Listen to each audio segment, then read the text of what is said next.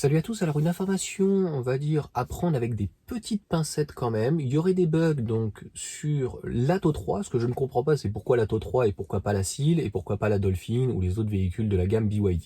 Donc sur l'Atto 3 qui a quand même 5 étoiles, hein, donc c'est un véhicule qui fonctionne très bien, le régulateur adaptatif, peut-être un problème sur de capteur en fait au niveau des mains et de la lecture des panneaux. Bon, j'ai envie de te dire que chez Tesla ou Renault, les deux véhicules que j'ai, franchement, c'est pas non plus parfait.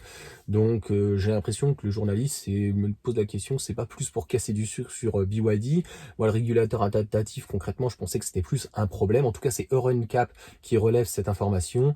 Bon, on est en train de parler d'un affichage éventuellement ou d'un bug et pas forcément du régulateur adaptatif qui aura un problème, mettons par exemple dans le maintien dans la voie. De toute façon, c'est pas parfait. Je me suis dit au départ, si c'est le maintien dans la voie, comme par exemple avec MG, il faut le désactiver. Et c'est vrai que nos routes sont spécifiques par rapport à la Chine et les Chinois énormément avaient des problèmes sur donc le laser, si on peut dire, donc le truc d'attention. Donc si voilà, dès que tu tournais la tête, ça buguait de partout. Il y a aussi un problème chez Leapmotor, a priori c'est Taskars qui avait fait une très bonne vidéo donc de test où ça bipait a priori de partout. Donc je sais pas en Chine comment ça se passe. Est-ce que on n'est pas assez discipliné ou est-ce que le véhicule il est trop dur? Est-ce que c'est comme ça en Chine et est-ce qu'il bip dans ces cas-là et les gens ont l'habitude de se faire reprendre un peu comme des enfants tous les 2 minutes, tu sais, c'est très réglementé. Je tiens à rappeler que la France, dans les années 50, 60, 70, c'était beaucoup plus réglementé.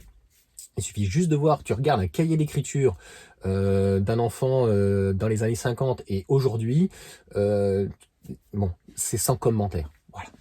Donc clairement, je trouve qu'il n'y a à mon sens rien d'inquiétant. Si c'est un problème entre guillemets de lecteur, oui, c'est embêtant si tu as le régulateur adaptatif, donc il va pas se mettre à jour, ou en tout cas il doit y avoir certainement un bouton pour le faire, ça peut arriver.